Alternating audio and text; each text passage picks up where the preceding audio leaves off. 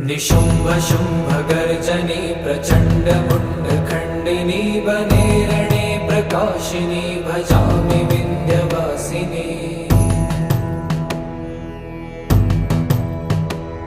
त्रिशूलमुण्डधारिणी धराविघातहारिणी गृहे गृहे निवासिनी भजामि विन्ध्यवासिनी।